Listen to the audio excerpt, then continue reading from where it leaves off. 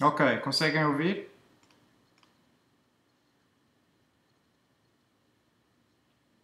Conseguem me ouvir? Sim, Ok, então vamos lá. Portanto, na questão 12, o objetivo era implementarmos um repórter que recebe duas listas como argumento e que reporta uma lista contendo todos os itens de ambas as listas que recebe como argumento, mas alternadamente. Implementamos esse repórter e ficámos com um repórter no Snap com o aspecto que vocês aqui veem. Portanto, um repórter dizendo apenas uma lista com os itens alternados de e depois duas ranhuras onde nós podemos colocar listas e fizemos depois da sua implementação alguns testes para verificar se estava correto. Portanto, se passarmos duas listas vazias a este repórter, o resultado é naturalmente uma lista vazia. Se passarmos duas listas, a primeira com um item apenas com o valor 3, a segunda com um item apenas com o valor 5, então o resultado será uma lista com apenas dois itens, com os valores 3 e 5. Se passarmos duas listas com valores na primeira 30 e 50 e na segunda 4 e 6, o resultado será uma lista com os valores 30, 4, 50 e 6, que é isso que podemos ver aqui que acontece. Como é que isto foi tudo implementado? Vem aqui a implementação. Portanto, temos este bloco que está no topo de todas as definições de blocos personalizados em Snap, chama-se o protótipo. No protótipo temos o texto que surge no bloco depois e temos variáveis nos locais que correspondem a ranhuras do nosso bloco em definição. Podemos olhar para este primeiro caso da variável chamada a primeira lista. É uma variável especial, como está no protótipo, é um parâmetro. Chama-se, portanto, a primeira lista, é do tipo lista, e é isso que faz com que depois no repórter que surgirá na paleta e que nós podemos usar nos nossos guiões, surja este símbolozinho que significa uma lista. Ok, como é que nós implementamos isto? Primeiro começamos por criar uma variável chamada a lista alternada, que é onde vamos colocar todos os itens que é suposto reportarmos, na forma de uma nova lista com os itens das duas listas recebidas como argumento alternadamente. Vamos inicializar essa lista alternada com uma lista vazia. Usei este bloco, uma lista vazia, que foi definido por nós também e que a única coisa que faz é reportar uma lista sem nenhum item lá dentro, uma nova lista sem nenhum item lá dentro. A intenção de usar uma nova lista, em vez de usar uma lista sem lhe passar, sem indicar nenhum item, é só tornar mais claro o nosso código. Fica, portanto, muito evidente que o nosso objetivo é que a lista alternada inicialmente esteja vazia. E depois vamos percorrer do início ao fim cada uma das listas. Notem que estamos a admitir que a primeira e a segunda lista recebidas como argumento têm exatamente o mesmo comprimento. Se isso não acontecer, quem passou as listas com comprimentos diferentes, pois que se amanhe. Na prática, na programação, nós não devemos fazer isto, portanto, devemos preparar os nossos blocos para resistirem a erros de quem os utiliza, mas aqui, em estruturação de pensamento lógico, não falamos ainda em mecanismos de lidar com erros deste tipo. Portanto, não fica nada óbvio para nós, por enquanto, o que é que deveríamos fazer no caso de detectarmos que as listas não têm o mesmo comprimento. Portanto, o que estamos a fazer neste momento, que não se deve fazer, mas para já é uma simplificação, é ignorar o problema. Portanto, admitimos que tem que ter o mesmo comprimento. Se não tiverem, as coisas vão funcionar mal, mas a responsabilidade é de quem passou as listas sem o mesmo comprimento. Ok. Vamos percorrer as listas a par. Como elas têm o mesmo comprimento, eu vou percorrê-las em sincronia. E para isso basta-me, portanto, um índice I que eu preciso que vá desde o valor 1, que é o índice do primeiro item de qualquer lista em Snap, até ao comprimento, quer da primeira, quer da segunda lista. uso um ciclo até que inicializo o índice i com valor 1. Dentro do ciclo, no seu passo, como terceiro comando, tenho o progresso do ciclo que o que faz é incrementar o i. Portanto, o i começa com 1. Vamos admitir, por exemplo, que o comprimento da primeira lista é 3. Portanto, 1 não é superior a 3. Executa os dois primeiros comandos, que são a ação do ciclo. Já vamos ver o que é que ele faz. E depois incrementa o valor do i para 2. 2 ainda não é superior a 3. Vai executar outra vez a ação do ciclo. Vai incrementar o i para 3. 3 não é superior a 3. Executa mais uma vez a ação. Portanto, a terceira e última vez. Incrementa o valor do i, que passa para 4. 4 é superior ao comprimento da primeira lista, termina. Ok? Portanto, notem que é muito importante perceber-se que a guarda tem que ser i maior que o comprimento da lista e não igual ao comprimento da lista. Se a guarda fosse com o i igual ao comprimento da lista, então nós falharíamos o último item de, neste caso, ambas as listas. Isso não pode acontecer. Portanto, o que é que nós fazemos na ação? Esta ação, que corresponde a dois comandos, este primeiro acrescenta e este segundo, vai ser executada esta ação 3 vezes. Da primeira vez com o i a valer 1, da segunda vez com o i a valer 2 e da terceira vez com o i a valer 3. E o que faz, em cada um dos casos, é acrescentar à lista alternada o item que está na posição i da primeira lista e depois acrescentar à lista alternada o item que está na posição i da segunda lista. Portanto, isto vai, obviamente, fazer com que os itens sejam inseridos alternadamente na lista alternada, começando na primeira lista e terminando na segunda. Quando o ciclo termina, o i, portanto, ultrapassa o comprimento da lista, temos a lista alternada completa e podemos simplesmente reportá-la. Notem que isto é um reporter e não um comando. Portanto, não tem nenhum efeito se eu não utilizar o resultado do reporter em algum lado. Ok? Como programador, aqui na zona dos guiões, posso colocar o reporter e clicando nele, ver qual é que é o resultado que ele produz. Ok? Mas, portanto, é um resultado reportado, mas não resulta em nenhuma alteração no mundo, como, por exemplo, deslocar um ator de sítio ou fazer o ator dizer qualquer coisa, etc. Muito bem. Esta foi a questão 12, uma breve revisão. Vamos então para a questão 13. A questão 13 pede para implementarmos não um reporter, mas sim um comando. Este comando tem o nome que vocês ali veem, portanto, faz contagem decrescente a partir de... e depois recebe um número dizendo uma mensagem. A ideia é que a execução deste ator, deste comando, aliás, vai levar o ator a fazer uma contagem decrescente, dizendo durante 1 segundo cada um dos números entre o valor passado como primeiro argumento. Por exemplo, se for 5, vai dizer 5, 4, 3, 2, 1. E depois vai terminar dizendo a mensagem que nós passamos como segundo argumento. Se o primeiro argumento, obviamente, tem que ser um inteiro não negativo. Se o primeiro argumento for 0, então o ator não chega a dizer nenhum número. Depois de dizer os números todos, ele diz a mensagem e fica a dizer essa mensagem, terminando a execução. Ok?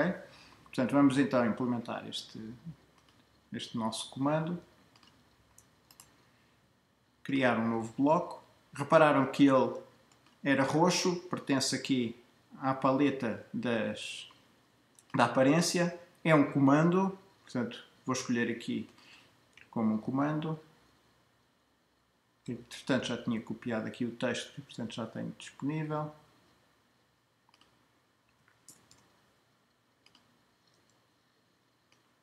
E agora vamos começar a fazer o desenvolvimento. Portanto, faz contagem decrescente a partir de um número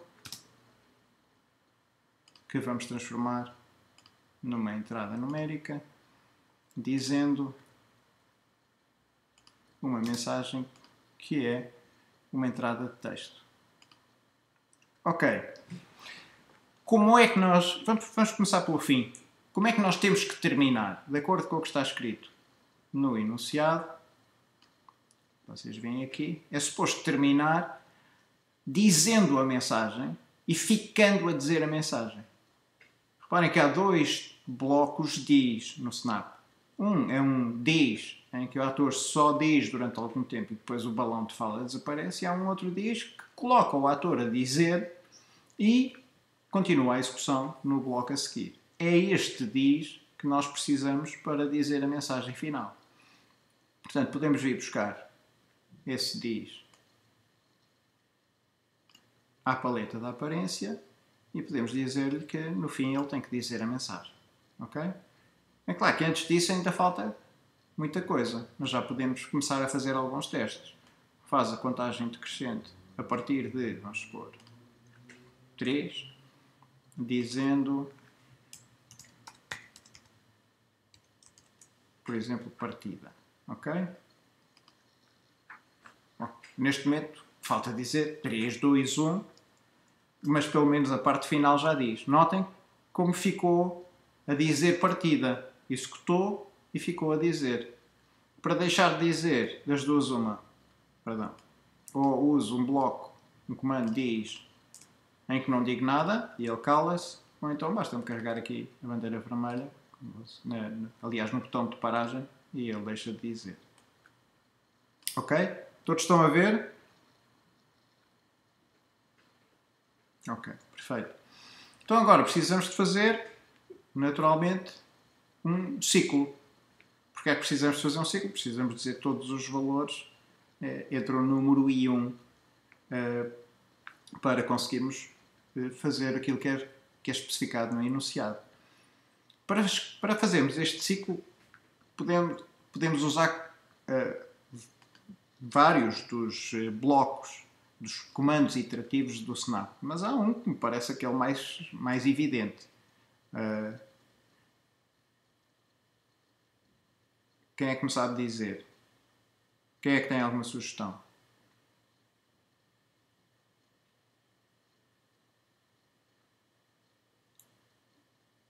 Até que o número for igual a 0. Exatamente. Portanto, vou usar um até que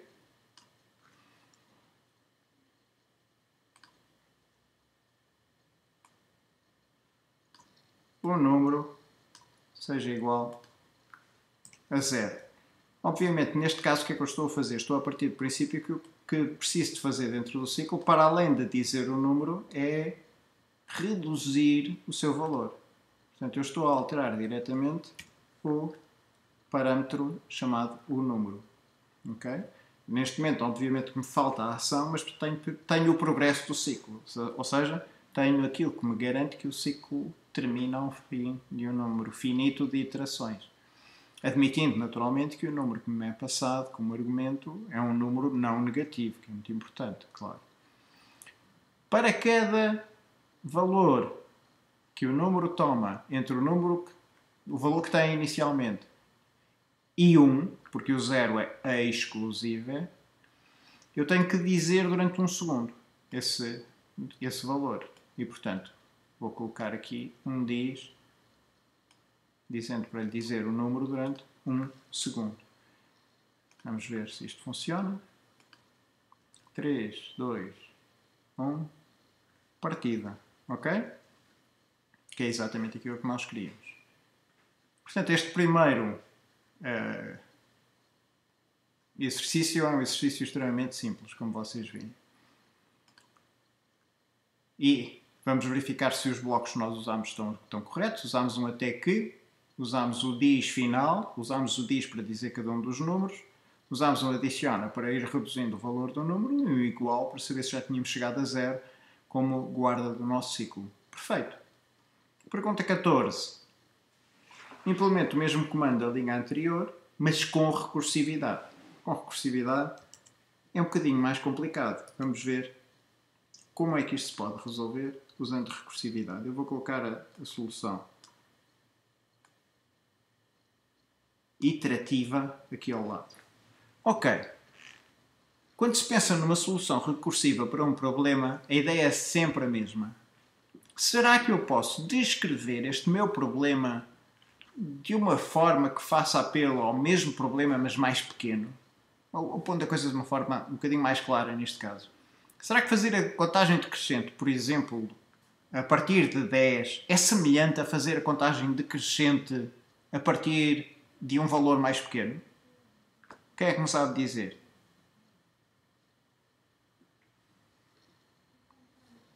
De que forma é que eu posso especificar o problema dizendo assim, fazer a contagem decrescente a partir de 10 é dizer 10 e a seguir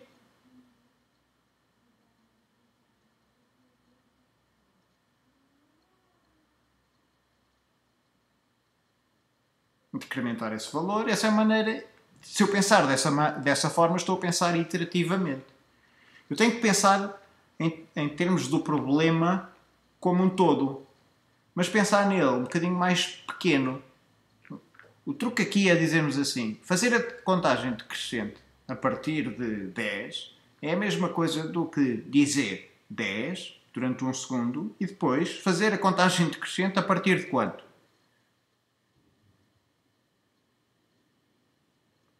Exatamente. É essa a ideia. Portanto, é muito simples.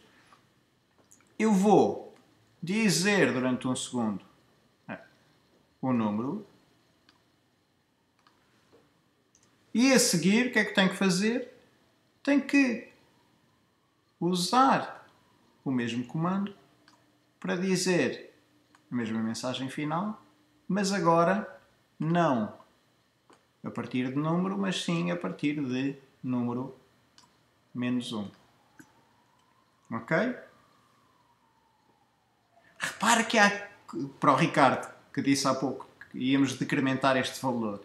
Isto não é propriamente uma decrementação. Eu estou a passar como argumento o valor inferior, o tal 9, ao mesmo bloco. Portanto, estou a admitir que este bloco, este comando faz contagem, sabe resolver o problema para 9, admitindo que o número à entrada é 10. Estou-lhe a passar um valor mais pequeno. Há aqui, de facto, uma repetição implícita nisto, mas é uma repetição que é conseguida à custa de uma invocação do bloco por si mesmo, de uma invocação do comando por si mesmo. Se nós ficássemos por aqui, tal como este comando está, isto nunca terminaria. Vocês acho que estão a perceber porquê. Imaginem que eu passo o valor 10, ou podemos fazer aqui este exemplo. Imaginem que eu passo o valor 3 ao comando e passo partida. O que é que vai acontecer? Ele diz 3 durante um segundo, depois faz a contagem decrescente a partir de 2, dizendo a mensagem. E, portanto, invoca-se a si mesmo e o número passa a ser 2. A recursividade é obrigatoriamente a utilização do mesmo bloco, exatamente. Há casos em que nós podemos ter uma recursividade indireta, em que podemos ter o bloco A usa o bloco B, que por sua vez usa o bloco A. Ok? Mas aqui nestas perguntas estamos sempre a falar de recursividade direta, ou seja, um bloco usa-se a si mesmo. Se por acaso vocês tiverem dúvidas acerca disso durante a realização de uma prova, não hesitem em perguntar, ok? Portanto, é esse o objetivo. Vamos ver o que é que acontece e vamos ver que o que acontece não é propriamente bonito, ok? Vou aplicar. Ele diz 3, 2, 1, 0, menos 1, menos 2, menos 3. Vocês acham que isto vai terminar alguma vez?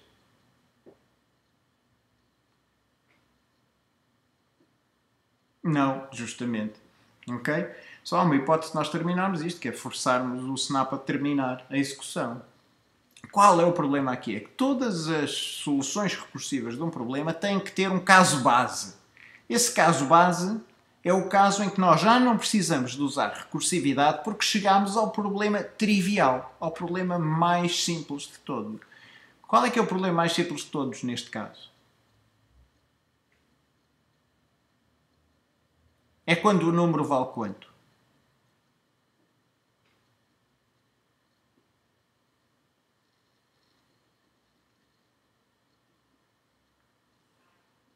Repare, se o número valer 3, eu posso sempre dizer, fazer a contagem decrescente a partir de 3 é dizer 3 durante um segundo e fazer a contagem decrescente a partir de 2. Fazer a contagem decrescente a partir de 2 é dizer 2 durante um segundo e fazer a contagem decrescente a partir de 1. Fazer a contagem decrescente a partir de 1 é dizer 1 durante 1 segundo e fazer a contagem decrescente a partir de 0. O que é fazer a contagem decrescente a partir de 0? Será que é dizer o 0 e fazer a contagem decrescente a partir de menos 1? Será que este caso faz sentido? E, exatamente. Temos que verificar se o número é 0. Porque se o número é 0, estamos no caso base, em que já não há necessidade de recursividade. Aliás, não é só não haver necessidade. Se usarmos a recursividade, estamos a incorrer num erro. Precisamos, por isso, de um se. É claro que entre os blocos que tinham sido propostos para resolver este problema, esta questão do enunciado, estava cá um se, como vocês veem. Então vamos ver como é que nós podemos utilizar aqui este se para resolver o nosso problema. Perfeito. Então vamos colocar aqui um se e vamos dizer se o número for igual a 0,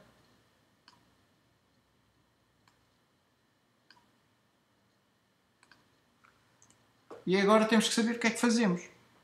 Ok? Se o número for igual a 0, o que é que precisamos de fazer? Já não precisamos dizer 0, correto? Lembre-se que nós contávamos desde o número inicial até 1. 1 é o último número que é dito. Quando se chega a 0, o que é que nós dizemos?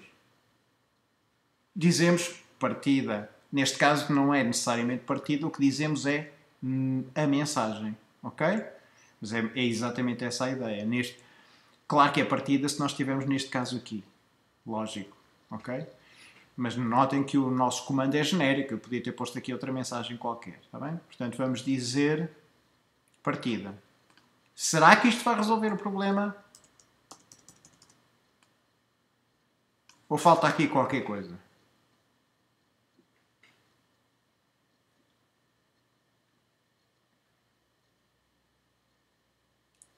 Sugestões. Pois falta, justamente, porque se nós não pararmos, isto vai dar asneira. Porquê que dá asneira? Porque eu não pus um bloco se não. Se eu tivesse posto um bloco se não, não havia problema nenhum. Porquê? Porque se o número fosse 0, ele já não faria estes dois comandos que aqui estão.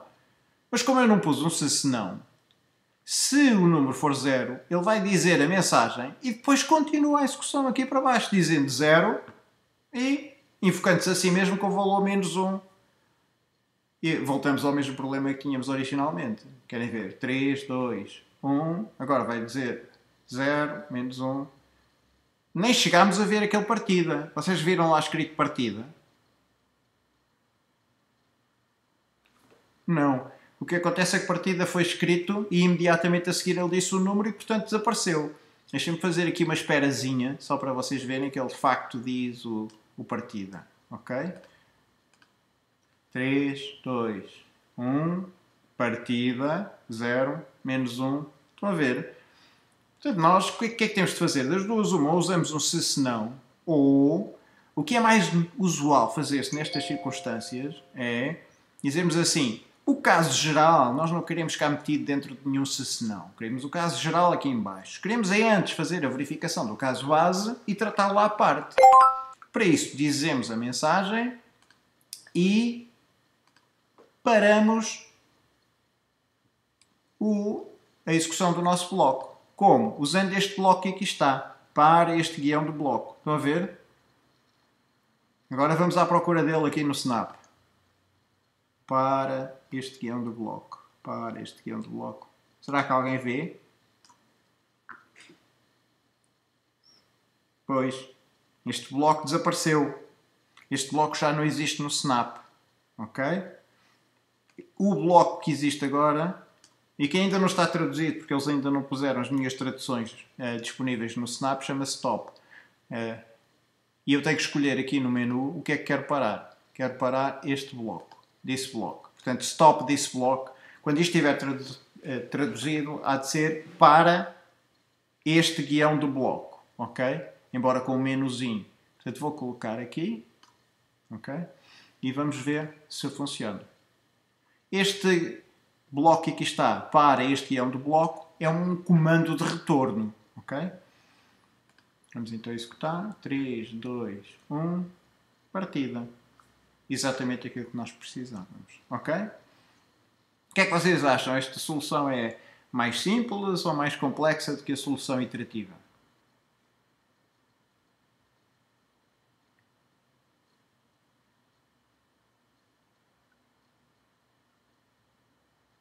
Palpites. Opiniões, aliás. A iterativa é mais fácil de chegar lá. É, sem dúvida nenhuma.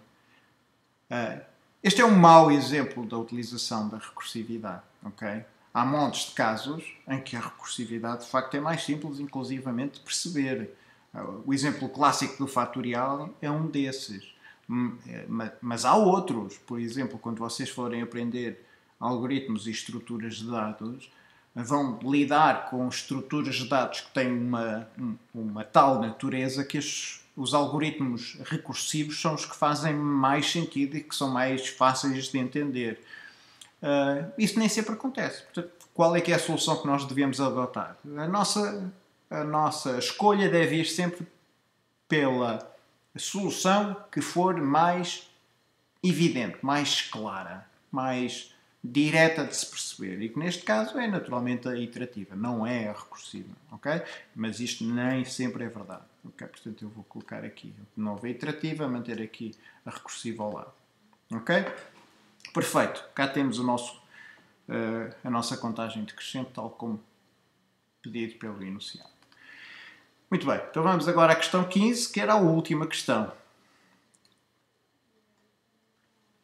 Completa a implementação do comando ordena por seleção, que ordena os itens da lista recebida como argumento. Ordena por ordem, aqui não é dito, mas estava subentendido que a ordenação deve ser por ordem, não estritamente crescente. A ideia é usar o algoritmo de ordenação por seleção. Se vocês não se lembrassem desse algoritmo, da forma como ele funciona, então podiam usar qualquer outro algoritmo de ordenação que se lembrassem, mas tinham que dizer explicitamente que não estavam a implementar o algoritmo solicitado. Atenção, aqui há uma nota importante que vai ficar mais clara no enunciado para sexta-feira, e que é, se vocês não usarem o algoritmo solicitado, não têm a cotação completa, mas têm pelo menos parte. E, portanto, se não se lembrarem de algum algoritmo, usem o que se lembrarem, ok? Pelo menos não perdem tudo. Está bem? Vamos então implementar ordena a lista por seleção.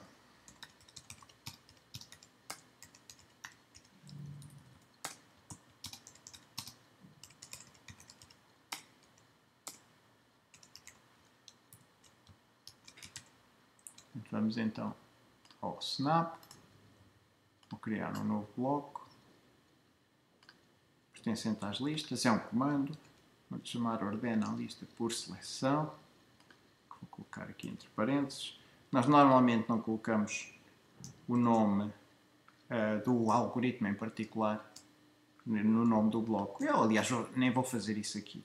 Aqui não vamos fazer mais nenhum outro bloco desses, de modo que pode ficar perfeitamente a chamar-se ordena a lista. Ok. Portanto, chama-se ordena a lista, recebe uma lista como argumento. Ok? Cá temos o nosso embrião. Muito bem. Agora vamos ter que nos lembrar qual é que é o nosso algoritmo de ordenação por seleção. Ok? Quem é que se lembra da descrição desse algoritmo? Quem é que é capaz de me fazer uma descrição assim simplificada do algoritmo?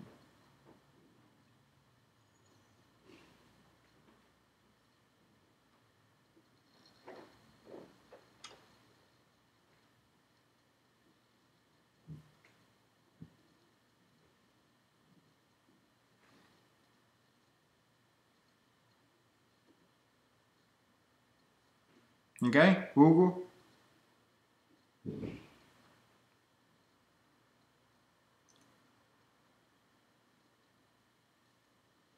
Ok, o algoritmo de ordenação por seleção, a ideia é muito simples. Eu vou começando a ordenar da esquerda para a direita. Portanto, vou colocar à esquerda os itens ordenados.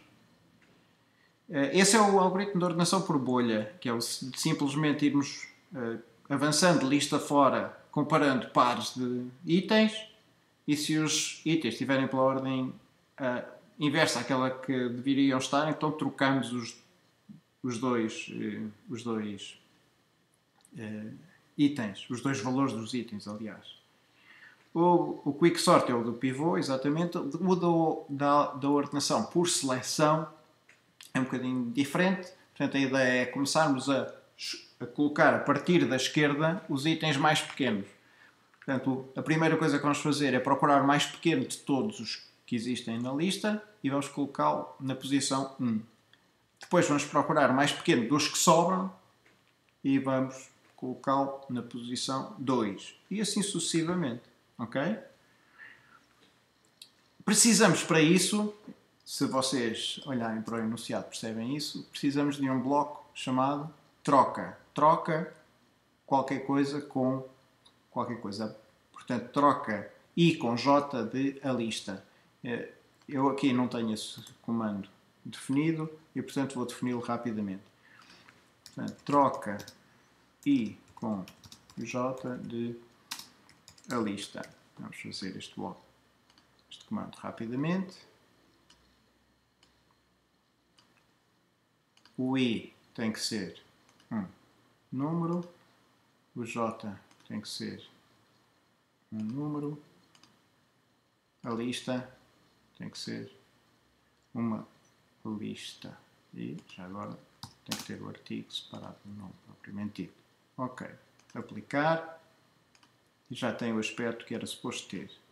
Agora vamos ter que fazer a troca propriamente dita. Para fazer a troca precisamos de uma variável auxiliar.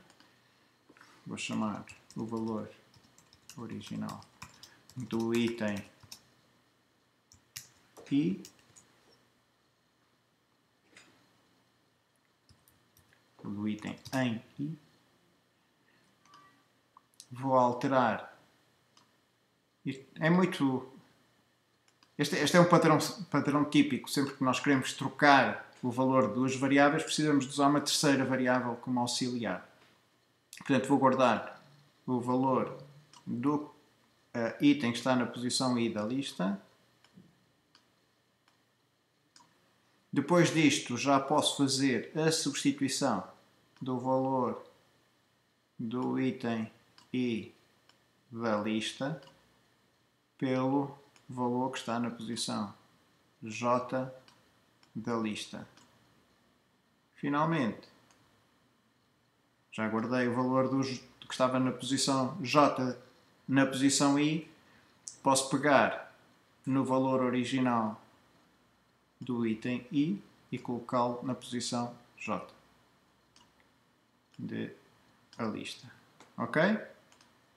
Ficou claro? Podemos testar este nosso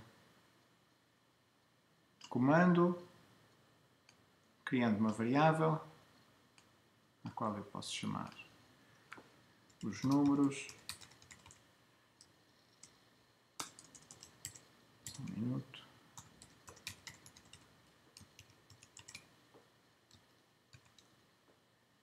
Ok.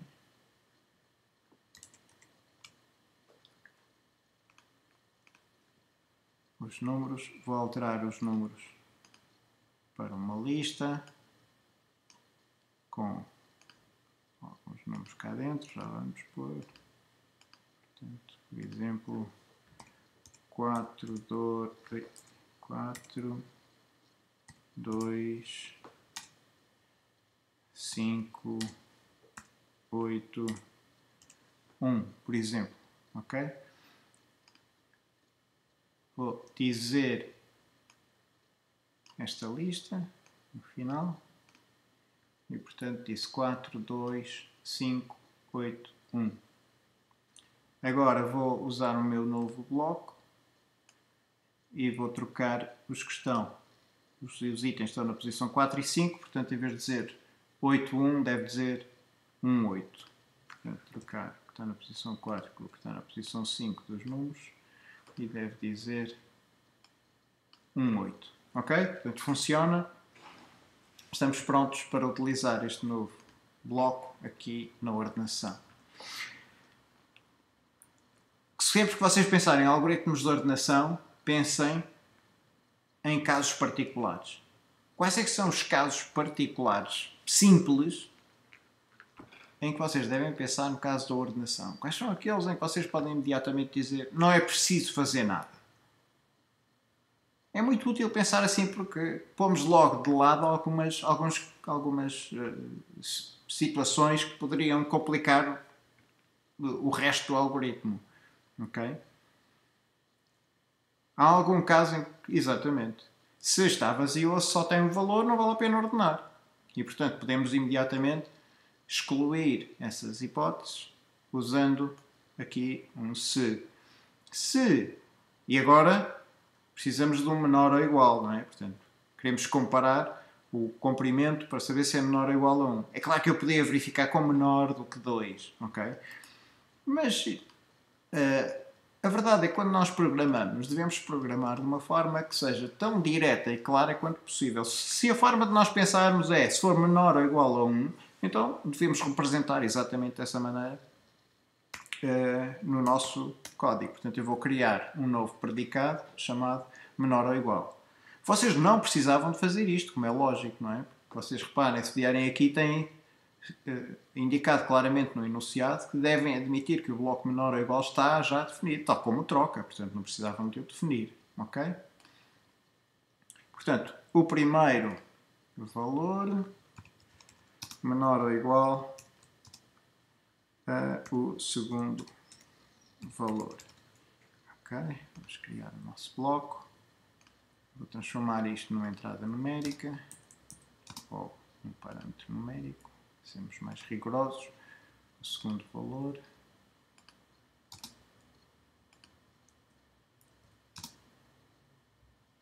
Numérica. E vou resolver isto de uma forma que não é mais intuitiva, provavelmente para vocês, mas que é mais direta.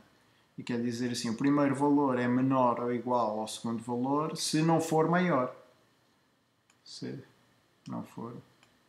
for falso, que o primeiro valor é maior que o segundo. Ok? Portanto, isto funciona na perfeição. Com aqui um erro. Eu disse-vos que estas entradas têm que ser numéricas. Na realidade não têm, porque eu posso comparar texto. Portanto, convém-me dizer que as entradas podem ser de qualquer tipo, para não induzir as pessoas em erro, para elas pensarem que só pode ser usado com números. Aliás, isto é coerente com os blocos predicados, com desigualdades que já existem no próprio Snap. Ok? Então vamos verificar se isto está correto, só um testezinho rápido. 3 menor ou igual a 5 verdadeiro, 3 menor ou igual a 3 verdadeiro, 3 menor ou igual a 2 falso, parece estar tudo ok. Vamos colocar aqui, e o que é que nós precisamos de ver? Precisamos de ver se o comprimento da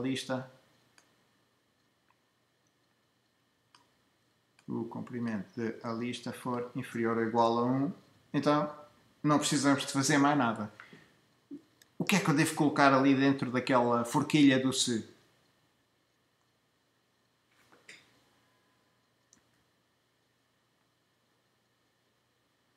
Reporta a lista. Reparem, eu não estou no repórter. Essa é uma diferença importante aqui. Eu de facto podia implementar o algoritmo de ordenação de tal maneira que o que ele fizesse fosse criar uma nova lista com os itens da lista original por ordem. Mas não é isso que está a ser pedido. O que está a ser pedido é que eu faça um comando. Um comando não reporta nada. Este comando vai alterar diretamente a lista. Ok? As listas são mutáveis e eu vou alterá-la diretamente. Se altera diretamente a lista para ordenar e a lista tem comprimento menor ou igual a 1, precisa de fazer alguma coisa?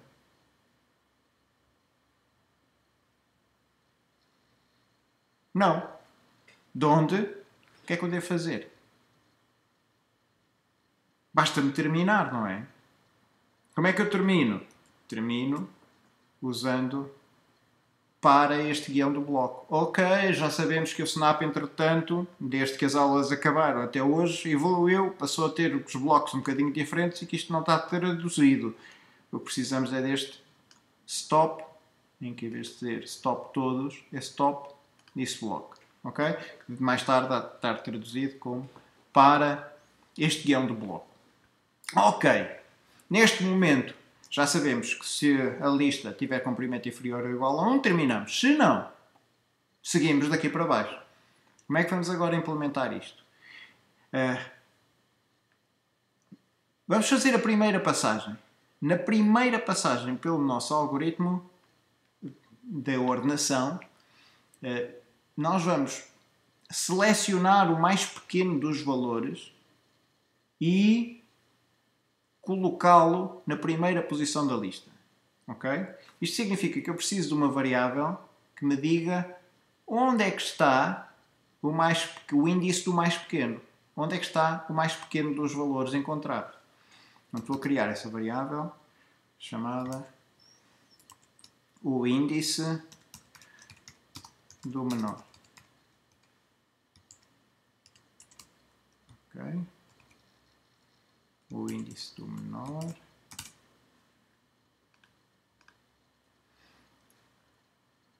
E agora vou ter que inicializar esta variável. Ok? Qual é que é o índice do menor? Eu ainda não comecei a fazer a minha pesquisa. E, portanto, tenho que inicializar com um valor qualquer que faça sentido. E o que eu vou dizer é algo muito simples. Vou dizer, o índice do menor é o 1. Ok?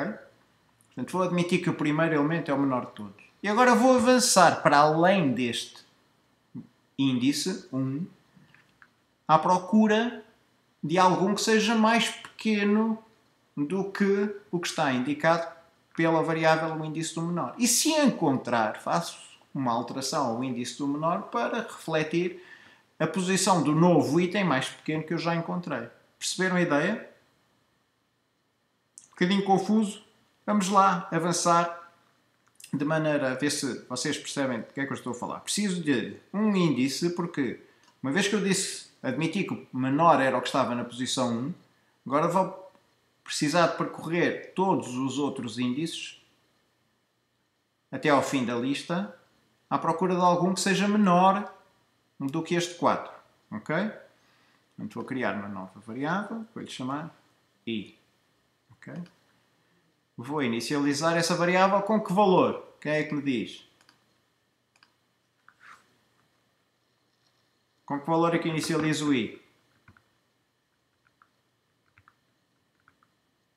Notem que eu estou à procura, admiti que o menor podia ser com 1, mas a verdade é que se eu já disse que o menor está na posição 1, vale a pena voltar a olhar para ele.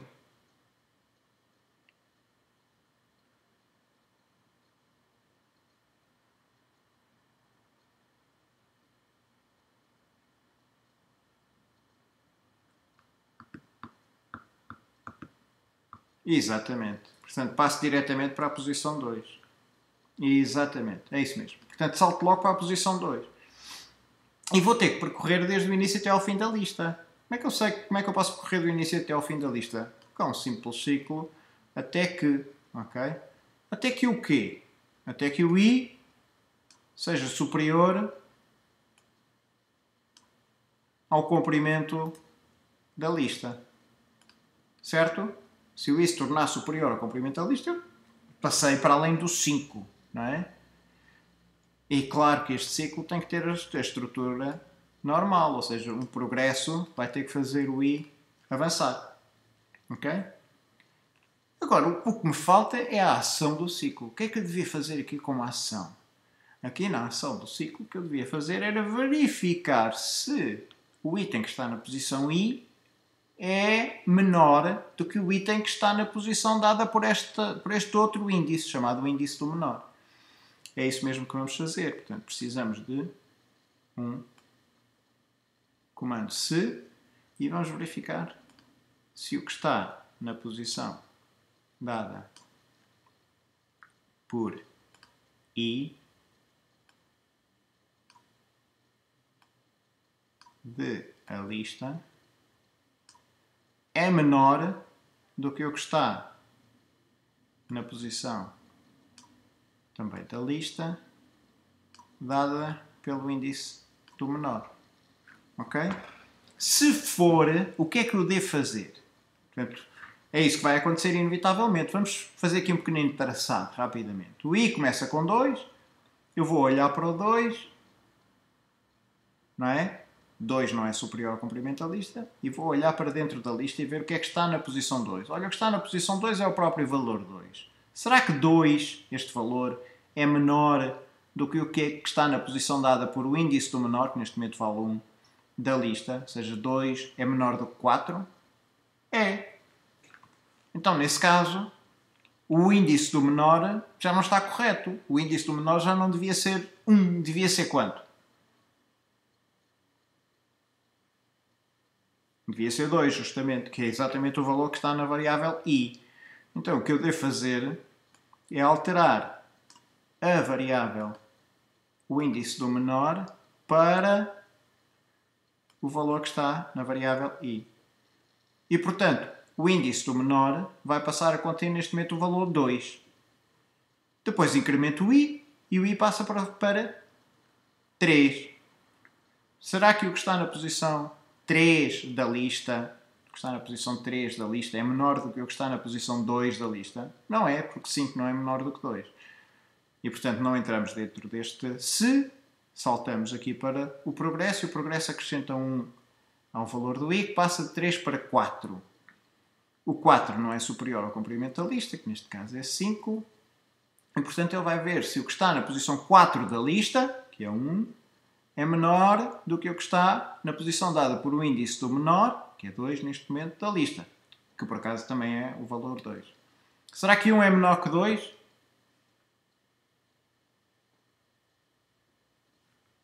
Parece evidente que sim, não é? O que é que eu devo fazer por causa disto? Que variável é que precisa de ser alterada? Precisa de ser alterada a variável, o índice do menor. Para que valor? Para o valor 4, que é a posição do mais pequeno, que eu encontrei neste momento. Ok? Portanto, é esse valor que fica lá e a variável i passa para 5. Portanto, executa-se aqui o progresso, a variável i passa para 5. 5 ainda não é superior ao comprimento da lista. 5 é exatamente igual ao comprimento da lista. E, portanto, vamos executar outra vez o nosso comando condicional se. Qual é que é a guarda?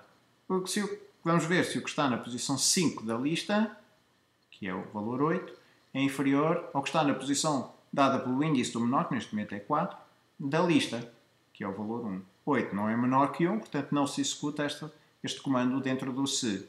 O que se executa é outra vez o comando de incrementação da variável i, que passa de 5 para 6. Vamos verificar de novo a guarda do nosso ciclo até que 6 é maior que o comprimento da lista. Terminamos.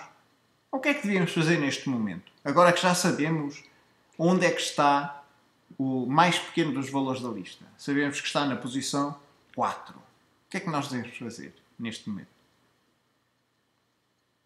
Onde é que este valor, o que está na posição 4, que é o 1, deveria ir parar? Devíamos fazer uma troca. Ok. Portanto, vamos pôr aqui uma troca. E vamos trocar que posições da lista? No início. Ok. Portanto, vamos pegar no índice do menor. Ok. E vamos trocá-lo com o que está na posição 1 da lista. Correto? Estamos de acordo?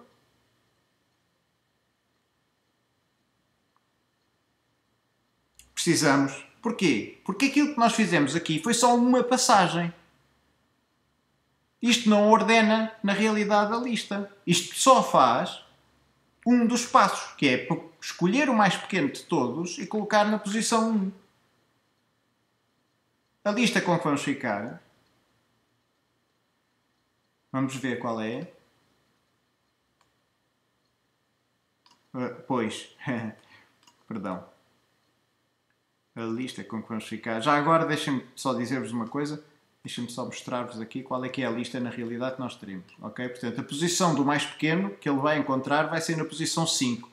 Eu estava a fazer-vos o traçado com base na lista depois daquela troca. Ok? Porque me tinha esquecido de a tirar de lá. Está bem? Portanto, agora ele vai percorrer este ciclo e o índice do menor vai ficar com o valor 5. Portanto, ele vai trocar o que está na posição 5 com o que está na posição 1. Vamos ver se isso é verdade. Vou buscar o ordena, que entretanto convém-me aqui fazer o aplicar, para esta definição ficar disponível, e vou colocar aqui. E vou mandar ordenar os números. Se tudo correr bem, o que ele faz é trocar o 1 com o 4. Vamos ver?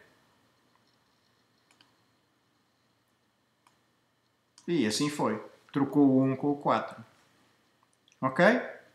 Neste momento, depois desta troca, com quantos itens garantidamente ordenados é que nós ficamos?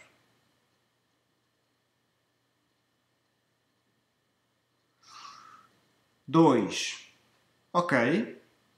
Ficamos com 2 ordenados. Mais ou menos. Eu não fui honesto convosco na pergunta que fiz. A pergunta que eu devia ter feito era esta.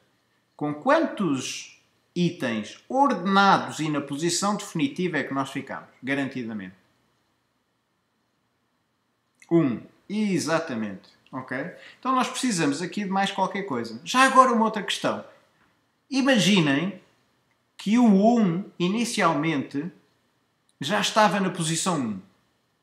Será que eu precisava de fazer esta troca? Que aqui está. Reparem que se o 1 já estivesse na posição 1, o que eu ia fazer era uma troca do que está na posição 1 com o que está na posição 1 da lista. O que é um desperdício de tempo, não vos parece?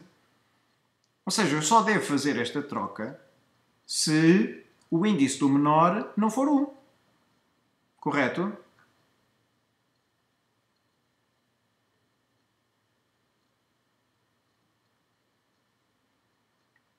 Concordam comigo? Se o índice do menor for 1, eu estou a trocar o que está na posição 1 com o que está na posição 1, não adianta grande coisa. Portanto, vamos fazer aqui uma verificação de maneira a evitar fazer fazer uma troca escusada. Portanto, só faço a troca no caso de o índice do menor ser diferente de 1. Ok?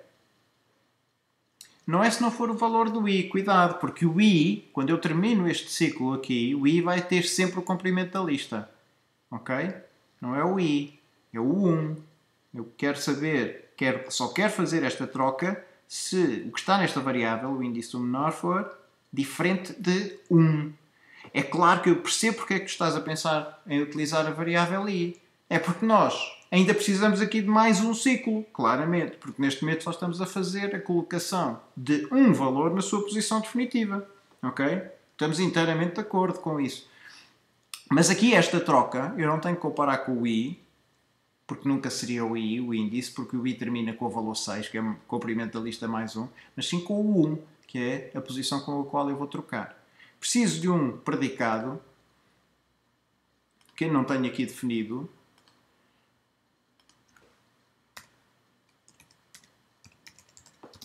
e que é o predicado diferente. É claro, vocês dizem, mas eu posso resolver o problema de outra maneira, sem precisar de usar o segundo valor, sem precisar de usar um predicado feito por mim.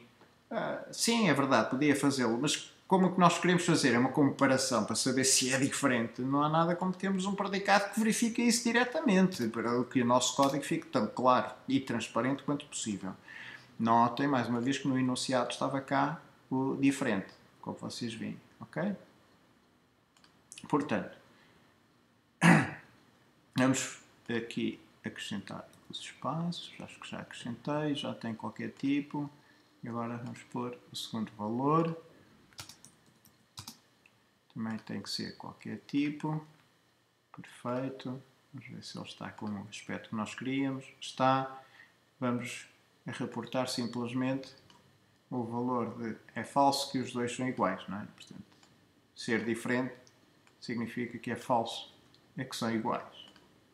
Muito bem, já temos aqui o diferente, podemos perfeitamente... Bem, já agora testamos, não é? Boa prática, para garantir que as coisas estão a funcionar, convém verificar, fazer uns testezitos, não é?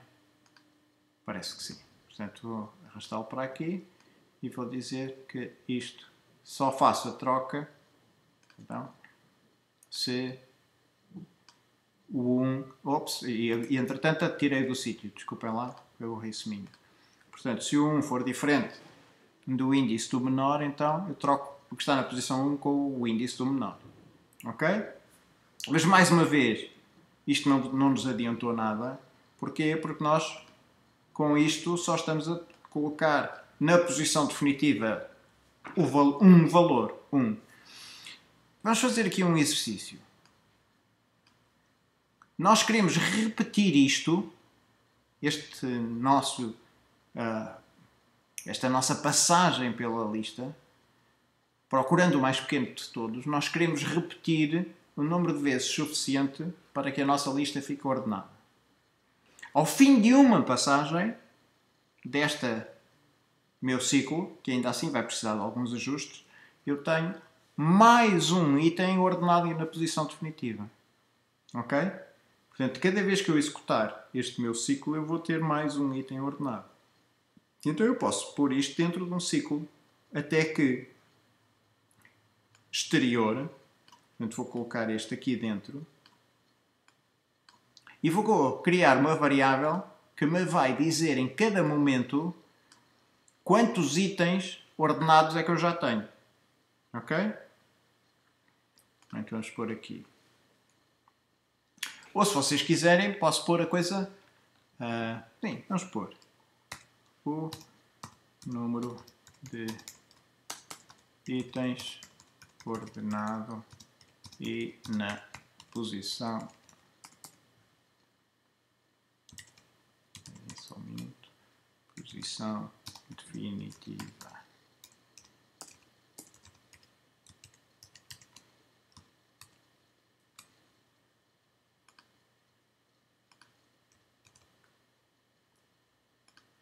Ok, já temos aqui uma variável com um nome bem explicativo. Digamos lá, quando eu começo este meu algoritmo, quantos itens é que eu tenho? Entretanto enganei-me aqui no nome. Número de itens ordenados e na posição definitiva. Quando eu começo, quantos itens ordenados e na posição definitiva é que eu tenho? Antes mesmo de fazer a primeira passagem.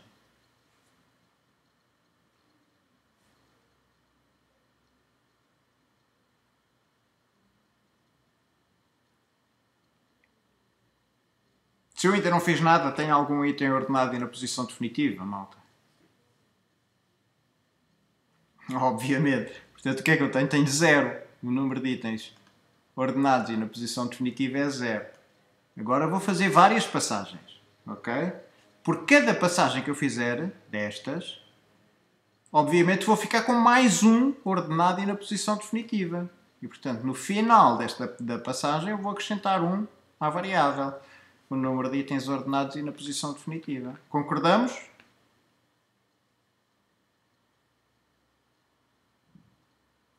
Quantas vezes é que eu vou precisar de fazer isto? Eu preciso de fazer isto até que o número de itens ordenados e na posição definitiva seja igual a quanto?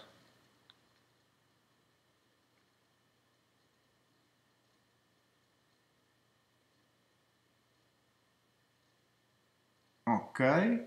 N-1. Porquê N-1? Porque não N?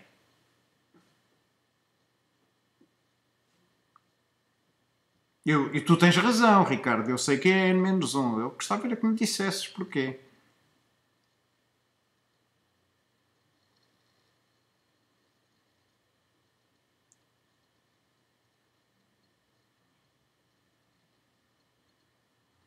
Exatamente.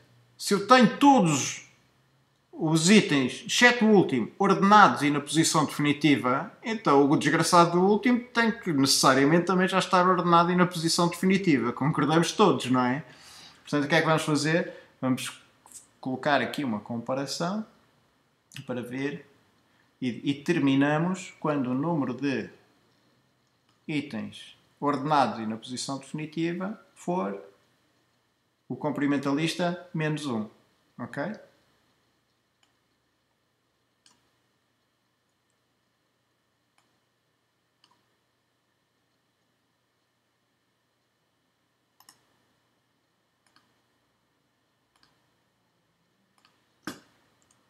Ok, muito bem. Mas agora temos aqui um pequenino problema. Eu agora vou repetir estas passagens, mas será que eu vou começar todas as passagens à procura do menor dos itens para o colocar na posição 1. Na minha primeira passagem é na posição 1, mas na segunda passagem deve ser na posição 2. Concordam? E só devo começar a percorrer a partir do 3 e não do 2.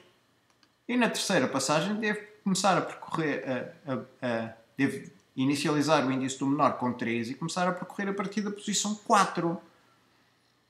Porquê? Porque se eu já tenho os primeiros ordenados, obviamente não vou considerá-los depois. Cada passagem vai olhar para uma zona mais curta da lista, porque os primeiros já estão ordenados. Então eu devo aqui inicializar o índice do menor com 1 ou com outro valor? O que é que vocês dizem?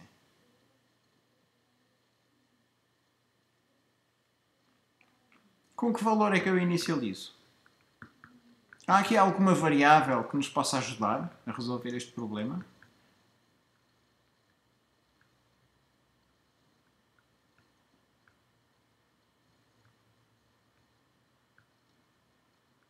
Exatamente. Com o valor da variável que eu criei, mas com mais 1. O que nos leva a pensar assim, epá, mas que diabo, se calhar aquela variável que nós criámos até nos dava jeito que já tivesse aquele mais 1 desde o início. Ok? E eu vou mesmo fazer isso. Corro o risco de vos baralhar, mas espero que não. Ou seja, em vez desta variável dizer o número de itens ordenados e na posição definitiva, eu se calhar posso dizer aqui outra coisa. Posso dizer assim, a posição, ou o melhor ainda, o índice do... Espera aí que eu estou a escrever no outro lado, já vos mostro. Do primeiro item por... Do primeiro dos itens por ordenar. Ok? Agora sim, vou colocar aqui. Estão a ver a diferença? Portanto, agora a variável chama-se o índice do primeiro dos itens por ordenar. Certo? Quando nós começamos, qual é o primeiro dos itens por ordenar? Ainda não há nenhum ordenado. Qual é o primeiro dos itens por ordenar?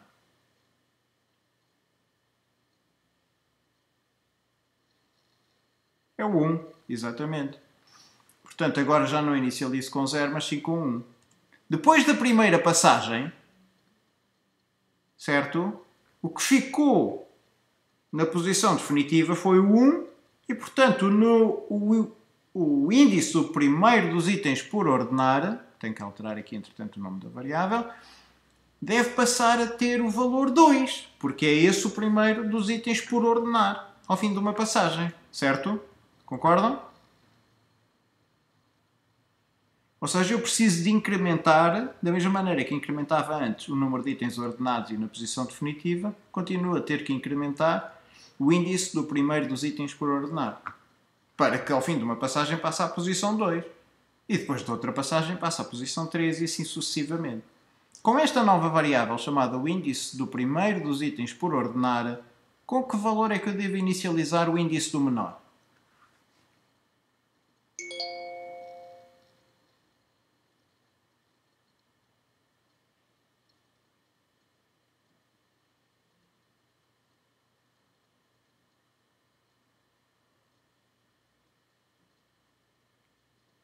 Não se esqueçam que eu estou à procura do menor na zona dos itens que ainda não estão ordenados. E começo a fazer essa pesquisa naturalmente em que sítio? Não, agora já não é sempre no 1. Claro que na primeira passagem é no 1, mas na segunda passagem tem que ser no 2. E na terceira passagem tem que ser no 3. E assim sucessivamente. Portanto, aqui em vez de inicializar com 1, vou inicializar com o quê? Há bocadinho o Ricardo tinha-me dito com a variável original, se eu lhe tivesse somado 1, resolvia o problema. Pois, mas eu agora mudei o significado da variável e já avancei de uma unidade. Portanto, o que eu preciso aqui é exatamente a variável, o índice do primeiro dos itens por ordenar. Portanto, é essa mesmo que vou usar aqui.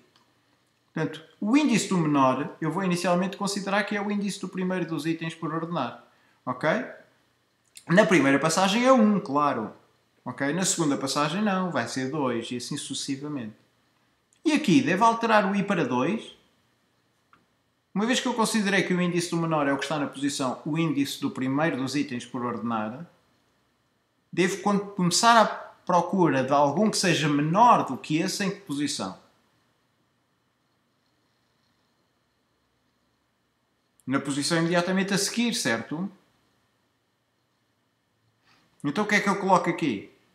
Tenho duas hipóteses. Ou coloco o índice do primeiro dos itens por ordenar mais um, ou, o que é rigorosamente a mesma coisa neste ponto, mas talvez mais intuitivo, posso colocar aqui o índice do menor mais um. Portanto, é aqui que eu começo. Ok? Daqui para a frente está tudo certo, exceto aqui. Quando eu termino a minha passagem e já sei onde está o menor, onde é que eu vou colocar esse menor? Vou colocar esse menor justamente no início da zona dos que ainda não estão ordenados. Ou seja, em vez de ali estar 1, o que é que eu devo lá colocar?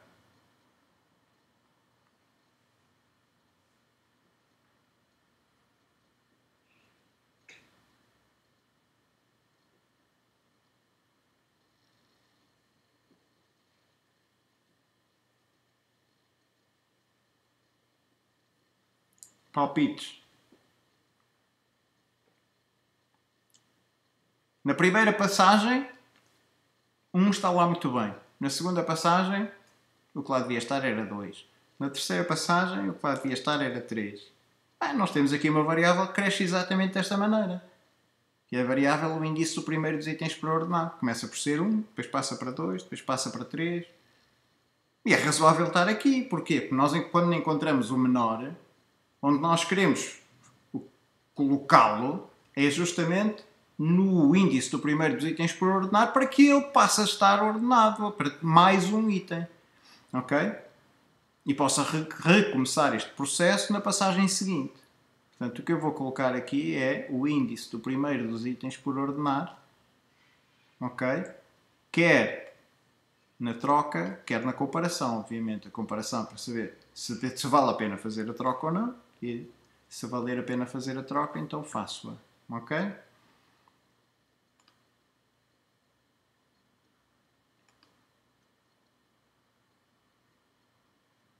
Temos um erro. Vamos ver se alguém consegue dar com ele.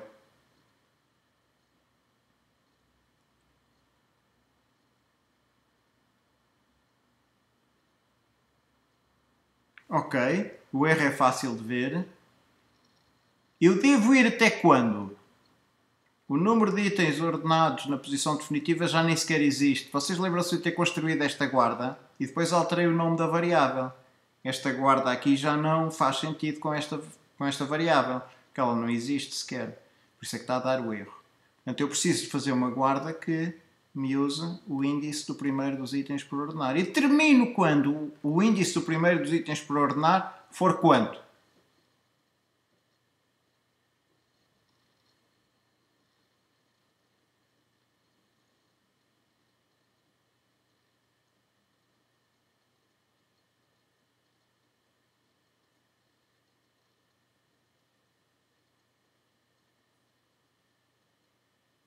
Reparem, quando nós começamos, o índice do primeiro dos itens por ordenar é 1. Eu vou percorrer todos os que estão para a frente à procura de um que seja mais pequeno.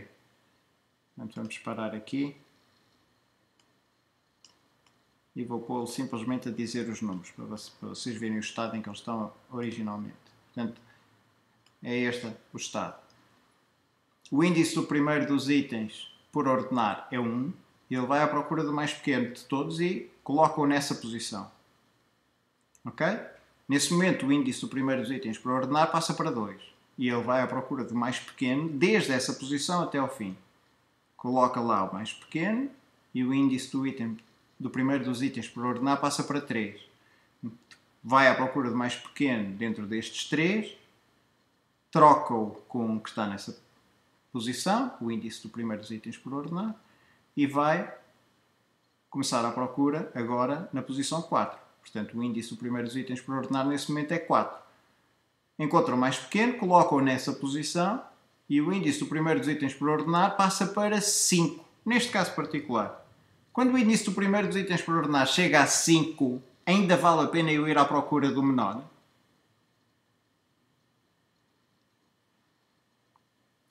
Exatamente. Neste caso tem que se retirar daqui o menos 1. É essa mesma a questão. Ou seja, eu não vou colocar aqui o comprimento da lista menos 1, mas sim o comprimento da lista. Ok? Certo? Quando o índice dos primeiros itens por ordenar é o comprimento da lista, ou seja, o último, significa que só há um por ordenar, o que significa que ele já está ordenado, não vale a pena preocupar-nos mais com ele. Ok? Então vamos aplicar, vamos ver se a ordenação agora já tem sucesso e, de facto, assim é. Ok? Portanto, o algoritmo de ordenação por seleção, como vocês veem, passa por fazer um conjunto de passagens. O número de passagens que temos de fazer é n-1. n-1 passagens em que em cada passagem nós fazemos n-1 comparações para encontrar o mais pequeno dos que ainda não temos ordenados. É um algoritmo extremamente ineficiente. É um dos piores algoritmos. Pior que o algoritmo de seleção, só o algoritmo de bolha. Há uma vantagem que o algoritmo de seleção tem e que é exige um número de trocas muito baixinho. Eu preciso de fazer n-1 trocas, no máximo, para fazer a ordenação da minha lista. O problema é que para fazer essas n-1 trocas tenho que fazer muitas comparações. Ok?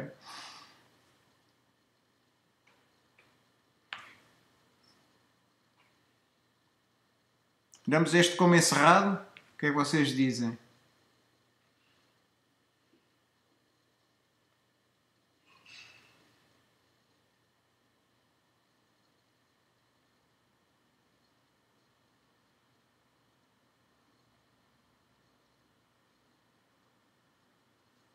Sim, existe. Este é o enunciado da manhã e há disponível também o enunciado da tarde. Ok? Deixem-me só aqui.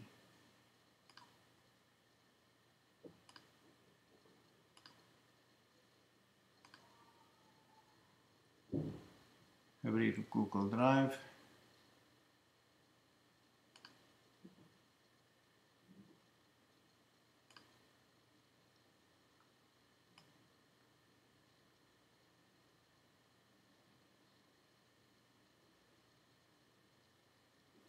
Okay, vou abri-lo aqui ao lado, não vale a pena estar aí. Dê-me só um minutinho que eu já vos mostro.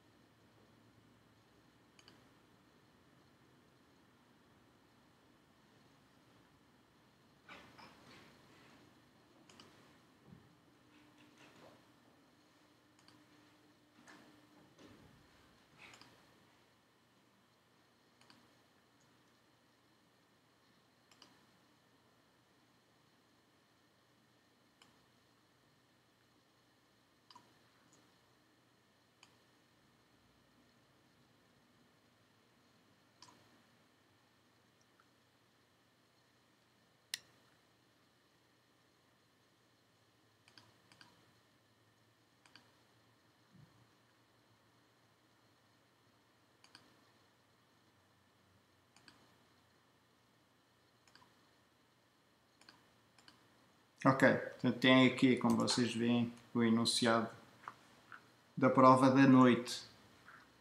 Ok? Desta prova, o que é que vocês querem fazer? Preferem fazer as perguntas, digamos assim, normais de escolha múltipla, etc. Ou querem ver mais implementações de blocos? Porque já não temos assim muito tempo, temos 20 minutos.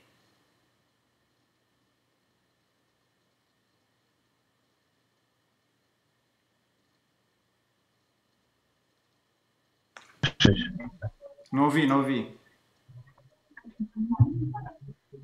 Acho que é melhor as implementações Ok, então vamos às dos programas. Sim, então vamos fazer a Acho primeira. eu, se concordarem comigo.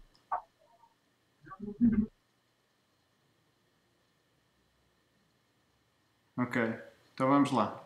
Vamos fazer a primeira das questões de implementação. Acho que 20 minutos deve dar para fazer pelo menos uma, se com um bocadinho de sorte pode ser que dê para fazer mais. Portanto, questão 12. Questão 12. Dado um conjunto de blocos, completa a implementação do repórter o produto interno de duas listas, que reporta o produto interno das listas recebidas como argumento, que são tratadas como vetores numéricos. Ou seja, que reporta a soma dos produtos dos pares de itens correspondentes de ambas as listas. Ok? Assuma que ambas as listas recebidas têm como argumento têm o mesmo comprimento e contêm números. Ok? Portanto, vamos lá. Eu vou criar aqui o texto para colocar dentro dos blocos. Já sabem que faço isso fora de vista. Portanto, o produto interno de o primeiro vetor e o segundo vetor.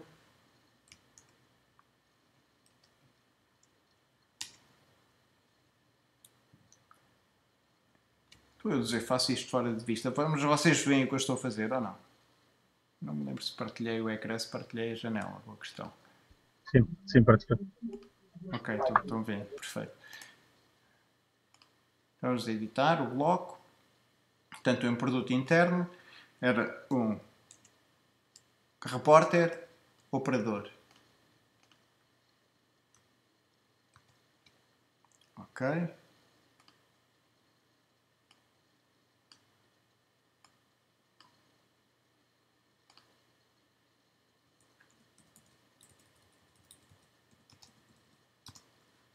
Primeiro vetor vai ser uma lista. O segundo vetor vai ser também uma lista. Certo? Ok. Já temos aqui o nosso produto interno. Claro que neste momento não faz nada, não é? Mas já dá para nós, pelo menos, pensarmos acerca do que é que isto deve fazer. Eu vou criar aqui dois vetores. Ok. 3. E vou criar aqui outro vetor. Eu estou a chamar vetores a isto, são listas, não é? Normalíssimas. Nós estamos a admitir que elas é como se fossem vetores. Ok? Então eu passo aqui este e este. Qual é que devia ser o resultado? Vá, digam-me lá rapidamente. Olhando para o enunciado, qual é que devia ser o resultado? Notem. Reporta a soma dos produtos dos pares de itens correspondentes de ambas as listas. Ok? Soma do produto dos pares de itens correspondentes de ambas as listas. Portanto, primeiro faz 1 vezes 4 e depois soma-lhe 3 vezes 7, 21. Certo? Eu devia dar 25. Concordam? Ok. 25. E portanto, agora vamos supor que eu ponha aqui menos 5 e 2. Qual é que devia dar agora o resultado?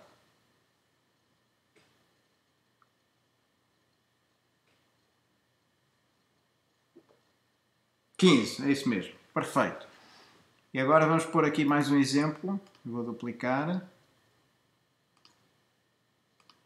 Ups.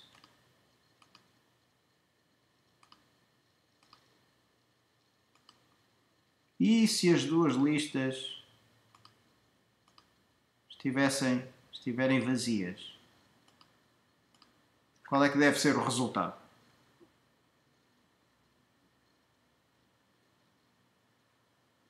Se as duas listas estiverem vazias, dá a soma de 0 itens. Tem que dar 0, exatamente, tem que dar 0. Reparem, o produto interno dá sempre um número.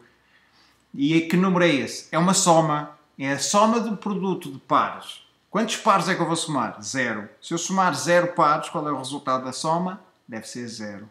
Ok? Está claro? Sempre que eu tenho uma soma e somo 0 valores, o resultado é 0. Se eu tivesse um produto e fizesse um produto de 0 valores, qual era o resultado?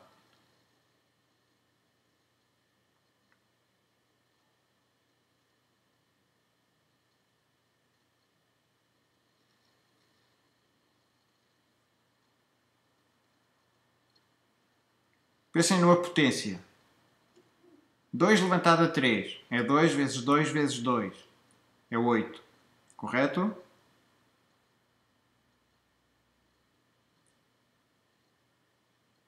Dois elevado a 2 é 2 vezes 2, que dá 4. Certo? Há aqui uma multiplicação. Certo? Quando eu faço 2 ao quadrado, há uma multiplicação. E o resultado é quanto? É 4. Imaginem 2 levantado a 1. Quantas multiplicações é que há? Aparentemente não há nenhuma, não é? E o resultado, 2 levantado a 1, dá 2.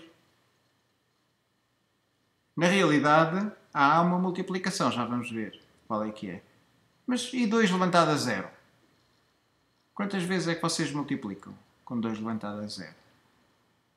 Na realidade multiplicam 0 vezes. Fazem um produto 0 vezes. Ok? Quanto é que dá 2 levantado a 0?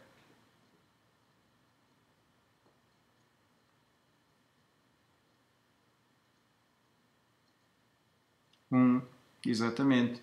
Ou seja, quando nós fazemos um produto de 0 termos, o resultado é 1, porque 1 é o elemento neutro da multiplicação. Se nós fizéssemos a soma de 0 termos, o resultado era 0, porque 0 é o elemento neutro da soma, ok? Um produto interno é uma soma. É uma soma de produtos, de acordo, mas é uma soma. Portanto, se eu tenho 0 termos nessa soma, o resultado tem que dar 0, que é o elemento neutro da soma. Está bem? Então, a primeira coisa que eu vou fazer para resolver este problema é criar uma variável na qual eu possa ir acumulando os vários produtos que eu vou fazendo. Vou somando os vários produtos que vou fazendo. Vou chamar a isto, a esta variável, o produto interno. Ok?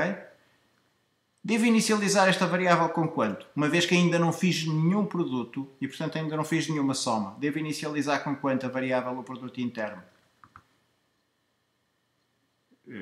Cuidado, ainda não fiz nenhum produto e, portanto, ainda não fiz nenhuma soma. Um produto interno é uma coleção de somas. Portanto, neste momento eu fiz 0 somas. Ok? Portanto, não vou inicializar com 1. É com 0. De acordo? Perfeito. Portanto, vou inicializar com 0. Certo? A variável chama-se o produto interno porque é um produto de vetores. Mas, ironicamente, o produto de vetores é calculado como uma soma de produtos. Ok? E como é uma soma de produtos, inicializo com 0. Agora, vou percorrer cada um dos itens de ambas as listas que eu estou a considerar que são do mesmo comprimento para fazer os produtos de cada um desses de pares de itens e adicionar, acumular nesta variável. Deixem-me ver já agora que blocos é que é sugerido aqui que se use. O até que repete. Ok, então vamos usar o até que repete. Precisamos fazer um ciclo até que repete. Mas para fazer este ciclo e para percorrer cada um dos índices da minha lista, preciso de uma variável que me percorra esses índices, justamente. Portanto, vou criar uma variável antes, chamada i, que vou inicializar, também de uma forma muito óbvia, com o valor 1, que é o primeiro índice da lista. Dentro do ciclo, no fim do passo, vou pôr o progresso desta variável, que faz progredir a variável i de 1 em 1. Termino quando o i se tornar superior ao quê? Ao comprimento da lista. Isto soa ao que nós já vimos, justamente no início desta sessão, porque este problema do produto interno é muito semelhante ao problema de construir uma lista a partir de itens alternados de duas outras. O comprimento do primeiro vetor é igual, supostamente, ao comprimento do segundo vetor. Nós não estamos a verificar se isso é verdade ou não.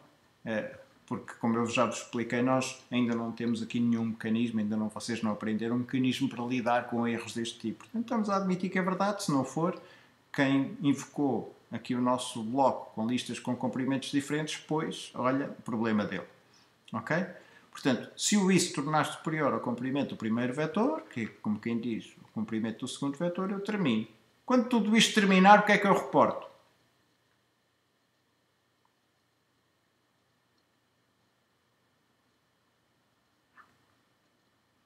O produto interno. Ok? Portanto, é só arrastar a variável para aqui. E agora aqui, o que é que eu preciso fazer? Há uma parte que é absolutamente fundamental e que é a ação do meu ciclo. E nessa ação, o que eu devo fazer, podia usar um altera, mas posso usar diretamente um adiciona. Aqui é muito simpático neste caso. Porquê? Porque eu quero adicionar ao produto interno o produto dos dois itens correspondentes das listas. O primeiro vetor e o segundo vetor. Em que posição? Na posição i. Portanto, vou buscar aqui o operador de indexação. Num deles vou buscar o item ao primeiro vetor, no outro vou buscar ao segundo vetor, em ambos os casos vou buscar a posição i. E preciso de um produto. Portanto, vou fazer o produto do item i do primeiro vetor pelo item i do segundo vetor e coloco aqui. Ok? Vamos aplicar. E ver se o resultado aqui dá os tais 15 que nós tínhamos previsto. Ora, aí está. E no caso das listas estarem vazias, o resultado tem que dar 0. Ok? Como teste, deixa muito a desejar, mas para os nossos efeitos basta. Não se esqueçam nunca que nós, salvo raras exceções, não conseguimos demonstrar a correção de um pedaço de programa escrito por nós através de testes. Os testes, quando muito, podem demonstrar que o nosso programa está errado, mas demonstrar que está certo não demonstram. Porquê? Porque eu neste caso testei com aquelas duas listas, testei este caso e testei este, mas não testei todos os outros milhões, basicamente um número infinito de casos possíveis para invocar este meu repórter chamado produto interno. E, portanto, pode haver algum para o qual ele não funcione. Eu posso ter azar e escolher apenas como exemplos, como testes, casos em que, por acaso, o algoritmo até produz o resultado correto. Portanto, testes nunca demonstram a correção. Se demonstram alguma coisa, é a incorreção dos nossos algoritmos ou dos nossos programas. É claro que um conjunto exaustivo de testes aumenta a nossa confiança no código que produzimos, sem dúvida nenhuma. E, portanto, em código para utilizar em circunstâncias reais, eu devia estar, em vez de estar a gastar latim convosco a explicar-vos porque é que é boa ideia fazer testes, devia estar a implementá-los, de acordo? Portanto, para fazer aquilo que digo, podia pôr aqui mais um caso, não é? Por exemplo, ponha -3 e 5, escolhido a dedo, já sei que o resultado também tinha que dar 0. Ok? Estamos de acordo?